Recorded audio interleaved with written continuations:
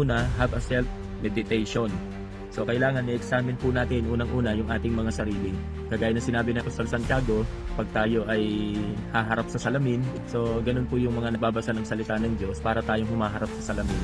Ibig sabihin, hindi ibang tao yung nakikita natin pag humaharap tayo sa salamin.